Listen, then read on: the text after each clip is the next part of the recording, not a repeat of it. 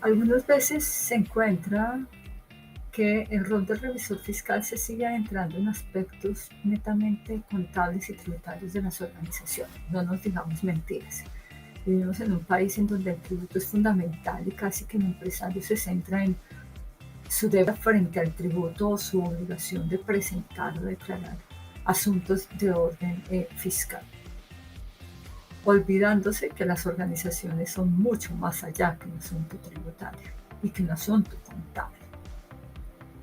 Y el revisor fiscal parece que también está olvidando su enfoque, su cobertura, que es una cobertura integral, observar los parámetros que la ley establece a la institución del revisor fiscal. Por otra parte, apreciados empresarios, los que son, los emprendedores, los que van a ser, los que acaban de serlo, los asesores, los consultores. Las organizaciones son más que impuestos, son también modelos de organización. Tienen diferentes particularidades, diferentes modos de hacer negocios. Así que todos aprendemos de esos nuevos modos de hacer negocios. Son las miradas distintas a cómo negociar. Y por supuesto, a cuáles son las formas de control que requieren. Esa razón sustenta la necesidad de comprender como empresarios, como profesionales de cualquier disciplina, como contadores, directivos, por supuesto también como futuros contadores públicos. ¿Cómo se entrelaza la revisión fiscal y la gobernanza? ¿Cómo se pueden construir mejores relaciones entre los revisores fiscales y los órganos de gobernanza? ¿Qué es importante en esa relación? Que sería lo que intentamos resolver en esta masterclass. Y desde ahí se sustenta la necesidad de comprender como empresarios, como profesionales de cualquier disciplina, si debemos preocuparnos más por la gestión de las empresas, de las organizaciones desde una perspectiva de gobernanza, seguimos asumiendo el papel de concentrarnos en los impuestos de las organizaciones. ¿Acaso no habrá una mejor salvaguarda para una compañía que sus prácticas corporativas sean efectivas? ¿Usted qué piensa? ¿Será que no es mejor? Por eso es que trataremos de resolver cómo contribuir desde la revisoría fiscal en las estructuras de gobierno corporativo, si usted es revisor fiscal, si usted es contador, incluso es asesor, si es consultor.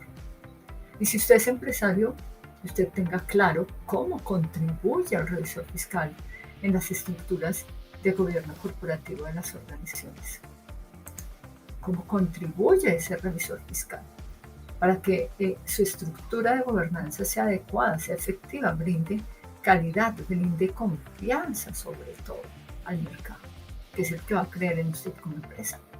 Bien, después de tanta pregunta, de tanta reflexión, bienvenidos y bienvenidas a esta masterclass que busca abrir una puerta, un espacio de reflexión sobre la revisión fiscal frente a las estructuras de gobernanza de las organizaciones.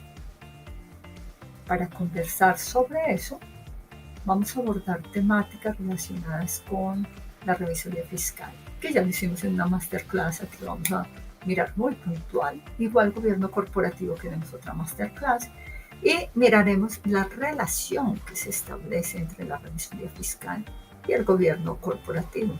¿Por qué? Porque nuestro dilema es ese: resolver qué implica la relación del revisor fiscal frente a las estructuras de gobernanza y cómo contribuimos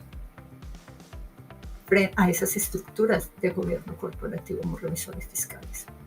Un caso de tantos para analizar una problemática, el famoso caso Enron. Crisis financieras, crisis en riesgos, comunidad internacional afectada, problemas económicos, regulación un poco laxa, trader restriction, todas las condiciones que se pueden dar en un mercado, pero que tuvieron un efecto importante en muchísimas organizaciones. ¿Por qué? Si ustedes recuerdan, vamos a hablar de Enron, el caso de Enron, que creo que usted conoce, ¿verdad? Si se acuerda que lo estudió en pregrado. No lo he estudiado. Bueno, en algún curso seguramente lo va a estudiar. Es un caso de referencia para muchos. ¿Por qué? Porque habla de la técnica contable, pero también habla del órgano de control, pero también habla del riesgo, pero también habla de los auditores, pero también habla del empresario. En fin, hay varias líneas para analizar. Enron, recuerden ustedes que era una compañía comercializadora de energía, su sede era Texas, en Estados Unidos. Digamos que sonó mucho porque fue un escándalo que acudió a la profesión auditora, aparte del efecto que causó en muchísimas organizaciones, ¿no? ¿Por qué? Porque cotizaban en el mercado de valores y como tenía sus acciones en el mercado de valores, ¿qué pasaba? ¿Qué? Más duro, porfa, ¿qué? Eso, pues que mucha gente iba a invertir. Y cuando mucha gente invierte es porque la inversión es como, bueno, ¿no? Pues no era tan así. Entonces eso generó una crisis de confianza en la labor de los auditores y de las altas direcciones de las compañías, porque no había confiabilidad o no hubo confiabilidad en la información financiera.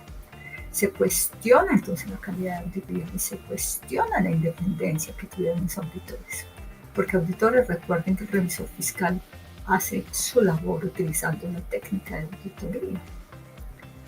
En este caso, Enron, la función de auditoría y contabilidad fue fraudulenta, así lo han probado los soportes, los documentos que han analizado las autoridades competentes respecto a este caso. Digamos que la firma estuvo involucrada en la contabilidad de Enron. El fracaso de la función auditora fue un factor clave que contribuyó de alguna manera al colapso de la empresa. Entonces miren que no es solamente la alta dirección, es también nuestro papel o el papel de los auditores. ¿Qué pasó con Enron? Si ustedes recuerdan, Enron crea unas compañías que se llamaban de propósito especial, los famosos Raptors. Esas compañías de propósito especial o Raptor, se establecen para que la empresa pueda formar de manera conjunta con otras partes interesadas, realizar transacciones específicas para la compañía. Hacer este tipo de operaciones no somete a las otras partes a riesgos, a los que generalmente una organización está vinculada por cualquier operación que realice. Todas las operaciones tienen riesgos. Vivir tiene riesgo, ¿sí o no? Piénselo, cree calculadoramente y verá. De otra parte, los principios de contabilidad americanos permiten a las empresas que tienen entidades de propósito especial, o estas famosas Raptor, registrar pérdidas y ganancias de las Raptor, sin informar activos y pasivos, sus activos y pasivos, de quiénes, de esas compañías de entidades de propósito especial. De esta manera, ¿qué hizo Enron? Digamos que logró no tener que ocultar activos y pasivos que estaban a cargo de esas entidades de propósito especial y que eran sobre todo deudas pasivos que eran bien importantes. Se ha hablado en las discusiones y en las revisiones que han hecho de más de $1.000 millones de deuda, o sea, es una plata morir. Pero el problema es que cuando la pérdida de estas entidades ascendieron, ya tocó incluir estaban incluidas dentro de las estructuras financieras individuales de ella. Pero al momento en que Enron consolida, pues empieza uno a ver que habían unas pérdidas que no estaban siendo reconocidas. Y eso es lo más sencillo. El problema también viene porque se queda sin cómo asumir sus obligaciones frente a las instituciones con las cuales tenía deuda y un capital de trabajo mucho más reducido. Entonces los órganos de control, que actuaron un poquito tardío, se dieron cuenta de cómo se habían inflado ganancias.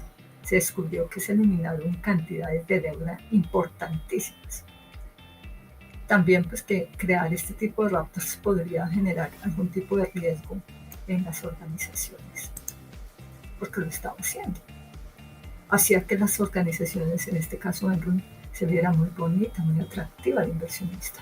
pero no era tan linda del maquillaje que tenía. No hay que maquillarse tanto. El asunto aquí es pensar ahora desde la revisoría fiscal. ¿Y qué pasó con los auditores? ¿Qué pasó con los auditores de Enron? Y uno dice, sí, se ha culpado a los auditores de ese entonces. Algunos dicen que por el conflicto de interés que generaron los honorarios de la consultoría, porque los auditores prestan también una consultoría a Enron, que eso, como eran importantes, le había generado un conflicto de interés. Dicen que logró recaudar más de 25.000 millones de dólares solo por auditar Enron. Y pues uno abre los ojitos, ¿cierto? Bastante plata. También hizo consultoría por orden de 27.000 millones de pesos. Digamos que estuvieron revisando todas las cuentas de Enron y se descubre que más de 55 millones de dólares fueron por servicios diferentes de auditoría que fueron prestados a Enron. Entonces uno empieza a pensar qué hechos hacen que uno no diga la verdad frente a una realidad de gobernanza de una institución, que fue lo que le llamó la atención a Enron. ¿Por qué? Porque el fraude fue cometido por la gerencia.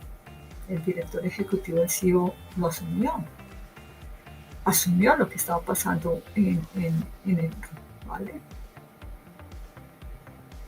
Y también a la manipulación que se hacía de las cifras que estaban contenidas en las estructuras financieras de Enron.